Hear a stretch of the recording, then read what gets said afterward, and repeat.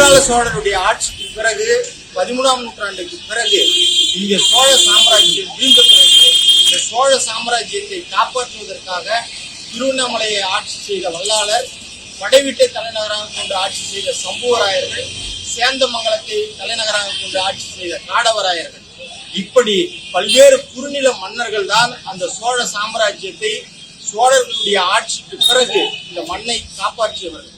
குறிப்பாக அதில் வடதமிழ்நாட்டில் இருந்த சம்புவராயர்கள், வல்லாளத்தேவர், அதே போல சேந்தமங்கலத்தை ஆண்ட காடவராயர், சேதிராயர், மழவராயர், கச்சிராயர், இப்படி பல்வேறு வடதமிழ்நாட்டில் இருந்த குறுநில மன்னர்கள் தான் சோழருடைய ஆட்சிக்கு பிறகு இந்த தமிழ்நாட்டை, குறிப்பாக வடதமிழ்நாட்டை காத்து நின்ற மாமன்னர்கள்.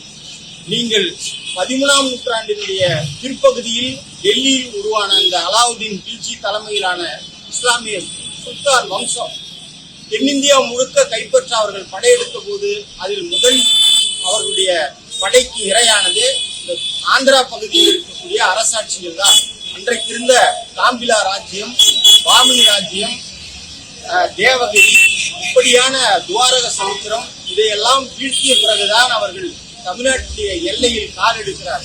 இன்றைக்கு வரை வட தமிழ்நாட்டில் அந்த குருக்கர்களுடைய படையெடுப்பும் அல்லது குருக்கருடைய சமயம் இன்று வரை வலுவாக இல்லாமல் இருப்பதற்கு ஒரே காரணம் அன்றைக்கு இருந்த இந்த வட தமிழ்நாட்டை காத்து நின்ற அந்த சிற்றரசர்கள், வட தமிழ்நாட்டை காத்து நின்ற அந்த சிற்றரசர்கள் தான்.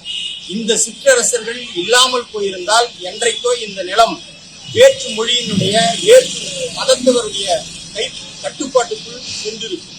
தங்களுடைய உயிரை ஆயிரக்கணக்கான மாவீரர்கள் இந்த மண்ணுக்காக உயிர் நீத்திருக்கிறார்கள். தன்னுடைய தலையை அறிந்து கொண்டு நவகண்ட நடுகளாக மாறியிருக்கிறார். அப்படியான இந்த தியாகத்தை தான் இந்த திரைப்படம் நமக்கு பதிவு செய்திருக்கிறார்.